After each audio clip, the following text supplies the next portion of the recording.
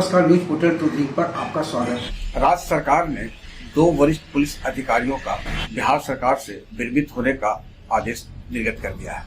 ये हैं कि सीनियर आईपीएस अधिकारी हैं 1994 बैच के सुशील एम खोपड़े और 2001 बैच के शालीन एसएम खोपड़े मद्य निषेध में एडीजी थे।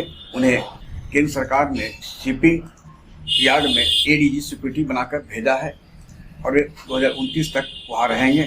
इस बीच यदि वे स्वयं या राज्य सरकार की इच्छा हुई तो वे वापस बिहार कैडर में लौटेंगे, अन्यथा वहीं से वे सेवानिवृत्त हो जाएंगे। बहुत ही महत्वपूर्ण पद है जहां एसएम खोपड़े गए हैं। खोपड़े भी मूलतः मुंबई के ही रहने वाले हैं। ऐसे में उनके लिए यह पोस्टिंग पारिवारिक दृष्टिकोण से काफी मायने रखती है। वहीं दूसरी ओर 2001 बैच के बिहार के सबसे सीनियर मोस्ट आईजी साली को केंद्र सरकार में सीआरपीएफ में योगदान करने के लिए राज्य सरकार ने मंगलवार को विरमित कर दिया। साली 2001 बैच के अधिकारी हैं और उनकी पहचान एक ऐसे अधिकारी की रही है जो ईमानदार तो हैं ही, निष्पक्ष भी रहे, पारदर्शी भी रहे अपने कार्यों के प्रति, लेकिन न्याय के लिए कभी झुकने वाले अधिकारी के रूप में उनकी नहीं रही है। इसके कारण उन्हें कई बार परेशानी का भी सामना करना पड़ा है। जब महागठबंधन की सरकार थी तो इन दिनों की मैं बात कर रहा हूँ, पीछे एसपी कार्यकाल का नहीं, जब वे पटना में डीआईजी थे तो बहुत चर्चित एक रेप केस हुआ था नालंदा में, जिसमें राजवल्लभ यादव उस वक्त के तत्कालीन विधायक हुआ करते थे। स्वाभाविक है काफी प्रेशर रहा था, लेकिन वे नालंदा में कैंप कर गवाहों का 164 में बयान कराया पीड़ित महिलाओं का, और फिर प्रदर्श एकत्रित कर जो वैज्ञानिक साक्ष्य था जिसके आधार पर कोर्ट में वैसे वादिनी ने अभियोजन पक्ष का साथ नहीं दिया था, लेकिन जो प्रदर्श जब्त हुआ था और जिसको वैज्ञानिक एफएसएल के द्वारा जांच हुई तो उससे के कारण राजवल्लभ यादव को आजीवन कारावास की सजा हुई।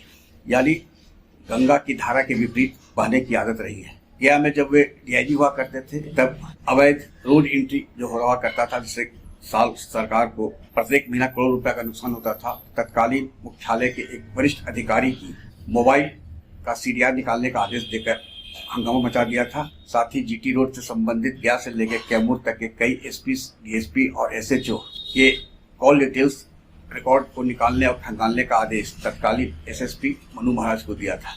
अल्प समय में ही महज 45-46 दिन के अंदर, जिसके कारण सालीन का स्थानांतरण पटना डीआईजी हो गया। बताया गया कि उन्हें एक तरह से प्रतिष्ठा दिया गया है, पटना जोन में अंतर्गत पटना रेंज का डीआईजी बनाकर। लेकिन हकीकत है कि उक्त वरिष्ठ अधिकारी को बचाने के लिए यह पूरा खेल तब सरकार ने किया था।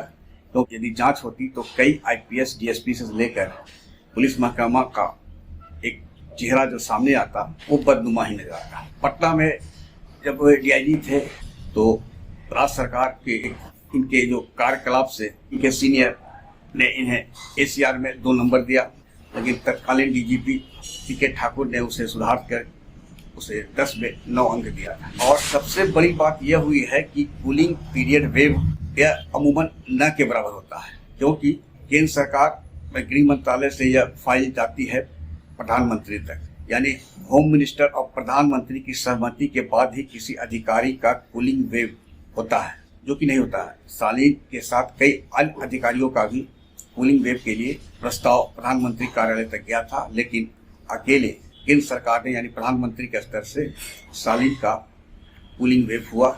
और सालीन को जो सूचना है उसके अनुसार उन्हें सीआरपीएफ में संभवतः आईजी सिक्योरिटी के पद पर तैनात किया जाएगा। के पीछे कारण यह है कि वे एसपीजी और एनएसजी में रहे हैं।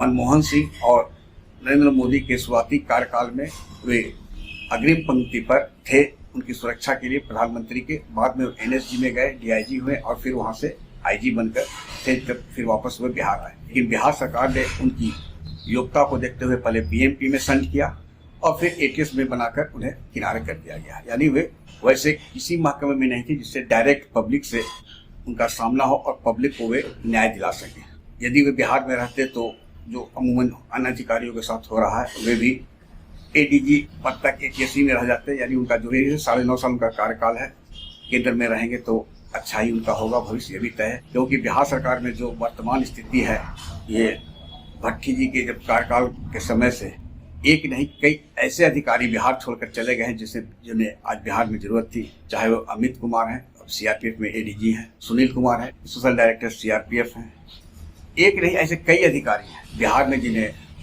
जनता से जुड़े महकमे में सीधे नहीं रखा गया है। परेश सक्सेना है, काफ़ी जानकार हैं, बहुत ही तजुर्बेकार अधिकारी है, उनकी ईमानदारी की कसम खाई जा सकती है। तो वह है कहाँ? तो एडीजी नागरिक सुरक्षा यानी संट कर दिए गए हैं।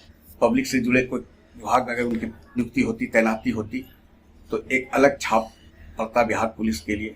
लेकिन अभी जो चुनाव को देखते हुए जो ट्रांसफर पोस्टिंग हो रहा है उसमें परेश सक्सेना फिट नहीं हुए हैं। वैसे भी अभी कई ऐसे अधिकारी हैं जो संट कर दिए गए हैं और चुनाव तक उन्हें वहीं संट रखा भी जाएगा। अब अगली सरकार जिसकी भी आती है तब वे शायद कोल्ड स्टोर से निकाले जाएंगे। आग्रह है कि इस वीडियो के लिंक को लाइक, शेयर, सब्सक्राइब अवश्य करें। धन्यवाद, नमस्कार।